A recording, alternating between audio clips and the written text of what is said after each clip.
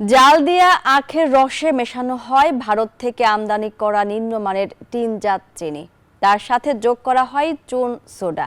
এভাবে চাঁপাইনবাবগঞ্জে তৈরি হচ্ছে ভেজাল গুড়, যাচ্ছে দেশের বিভিন্ন জেলায়। স্বাস্থ্য বিভাগ বলছে এসব গুড় খেলে হতে পারে কিডনি সমস্যা সহ ক্যান্সারের মতো মরণ ব্যাধি। এদিকে দ্রুত ব্যবস্থা নেওয়ার আশ্বাস স্থানীয় প্রশাসনের। চাঁপাইনবাবগঞ্জ থেকে মোহাম্মদ রফিকুল আলমের তথ্য ছবিতে ডেস্ক রিপোর্ট। সড়কের পাশে অস্বাস্থ্যকর পরিবেশে যত্রতত্র পাত্রে জাল দেয়া হচ্ছে আখের রস। রস লালচে হয়ে এলেই তাতে মেশানো হচ্ছে নিম্নমানের ভারতীয় চিনি। শুধু কি চিনি, চিনির পাশাপাশি মেশানো হচ্ছে রং, চুন, সোডা ও হাইড্রোজ।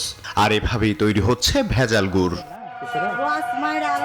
চাঁপাইনবাবগঞ্জের শিবগঞ্জ উপজেলার বিভিন্ন সড়ক ও আখক্ষেতের পাশে গুড় তৈরির এমন দৃশ্যের দেখা মেলে হরহামেশাই। আমাদের দেশে আপনার কুসর উৎপন্ন হয়, আমরা গুড় করি। হাই ডোজটা অপরাধ বলেন তাও, কিন্তু আমরা হাই ডোজটা দিই।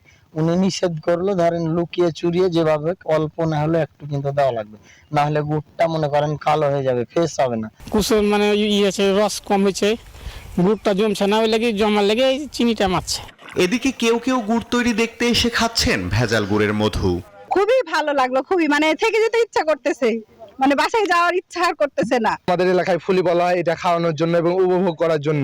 এসব গুড় খেলে হতে পারে কিডনি নষ্ট সহ ক্যান্সারের মতো মরণ ব্যাধি, বলছেন এই স্বাস্থ্য কর্মকর্তা।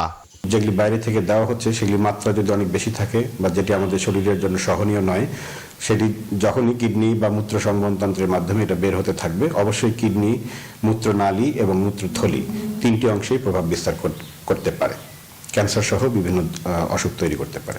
যাচাই বাছাই করে জড়িতদের বিরুদ্ধে কঠোর ব্যবস্থা নেওয়ার আশ্বাস প্রশাসনের এই কর্মকর্তার।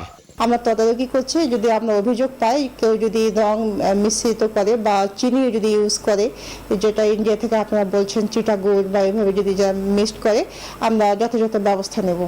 অভিযোগ আছে প্রতিনিয়তই ভারত থেকে গুড়ের আড়ালে শত শত টন অপরিশোধিত এসব চিনি আমদানি করা হচ্ছে সোনা মসজিদ স্থলবন্দর দিয়ে। Desk report, news 24।